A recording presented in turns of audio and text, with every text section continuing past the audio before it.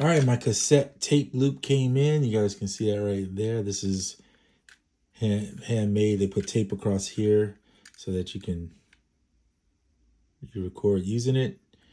And this is what it is. And basically you can see there's screws here. So anytime you have one with screws, you can take it apart. Here's an example. He sent me, I purchased this one, but this guy, Cassette Tape Loops on, his name's Chris, on eBay. Check him out. Super cool guy. Sent me an extra one, which is kind of nice to have two.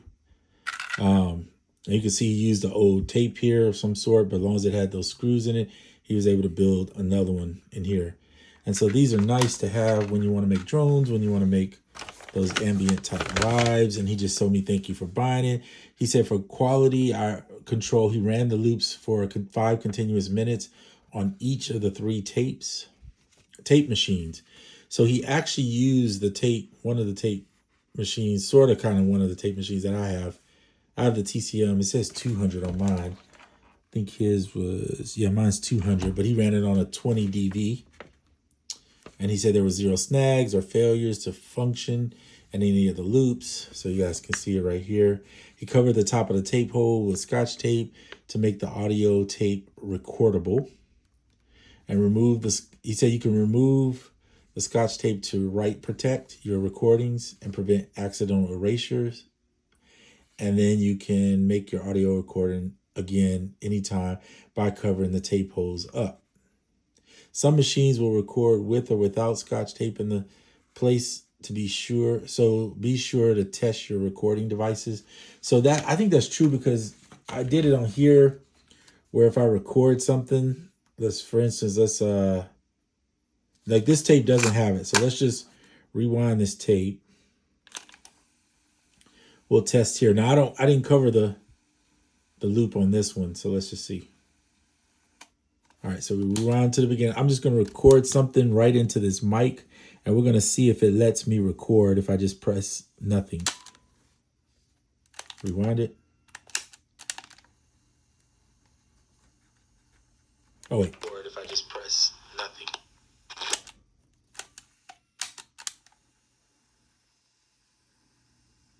Or if I just press. So you see there, and this tape doesn't have anything covering it. So you don't have any issues with that. But anyway, put that right there. So let's see. If you're using a 4-track, he says, and you're bypassing the erase head, then I suggest you use the side of the cassette with the screws facing up for proper looping. So I'm not using a 4-track, so that doesn't apply to me. But if you decide to get these, that's something to keep in mind. If you find the opposite side works better in your tape machine using it instead, really doesn't matter. Just pick one side and stick it in there using the 4-track. And he says there are only suggestions. There's no real right or way for doing the looping. And that's it. And then down here, don't anticipate any problems. But the mail can be hard on cassettes. If any type arrives damaged, contact him and he'll replace it. Yeah. So great person to buy from. Cassette Tape Loops is his name on eBay. Check him out. And no, he didn't pay me to say this because I actually bought one, but I think it's cool the fact that he sent a second one. Just, it's nice to have 2. So if you get something that you kind of like, you can just keep it. And it looks like they add a little bit of tape underneath there to connect the tape. Interesting how that works. I would like to build one myself just to see how it goes. Seems like something that should be fairly easy to do. And then in here, he just put the receipt for when I bought it. So I'm going to keep these in here. And that's it, guys. It's fun to experiment and try stuff with tapes.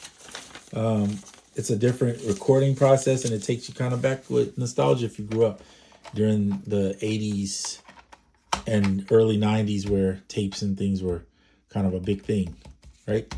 So hope all is well. I'll see you on the next one.